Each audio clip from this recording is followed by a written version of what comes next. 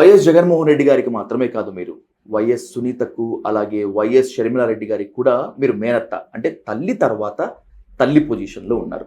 ఎప్పుడైనా కూడా ఇది మంచి పద్ధతి కాదమ్మా, మనలో ఏదైనా సమస్య ఉంటే మనం కూర్చొని మాట్లాడుకుందాము, ఇలా రోడ్డెక్కటం సరికాదు అని చెప్పే ప్రయత్నం అయినా చేశారా? చేశానండి, అందుకనే నాతో ఎవరు మాట్లాడరు.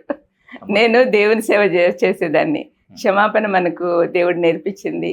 యాక్చువల్గా మా అమ్మ మా నాన్నని చంపేసిన వాళ్ళని క్షమించిందండి, అంతకంటే మా యొక్క మంచి ఎగ్జాంపుల్ ఏముంది. అందుకని అలా చేయకూడదు మా అని చెప్తే వాళ్ళు నాతో మాట్లాడడం మానేశారు.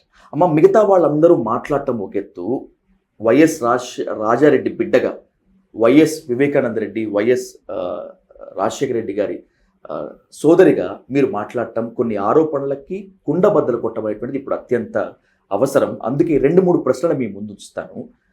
రాజశేఖర రెడ్డి గారు ఉన్నప్పుడే వైఎస్ వివేకానంద రెడ్డి గారిని దూరం పెట్టారు, రాజకీయంగా ఎదగనివ్వకుండా.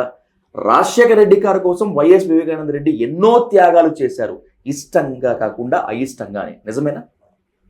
నాకు ఎప్పుడు అట్లా అనిపించలేదు. కానీ అండి ఇప్పుడు చేతి వేలు 5 రకాలుగా ఉంటాయి. అందరూ లీడర్స్ అవ్వలేరు. రాజశేఖర్ అన్నకు ఒక లీడర్షిప్ క్వాలిటీ ఉంది.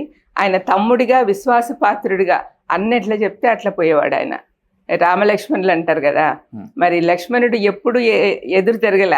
కానీ రాజశేఖరుని చనిపోయిన తర్వాత వేకమన్న, అది కూడా ఒక పర్పస్ ఉందిలేండి. అక్కడ ఉంటే మరి జగన్కి ఏం హామ్ జరగకుండా ఉండాలనే ఉద్దేశంతో ఉండిపోయినాడు కాంగ్రెస్లో అని అంటారు. నాకు పెద్దగా డీటెయిల్స్ తెలియదు. ఎక్కువ కామ్ అండి ఆయన, ఎక్కువ మాట్లాడు వివేకమన్న. చిన్నప్పటి నుంచి మేము కలిసి పెరిగాం.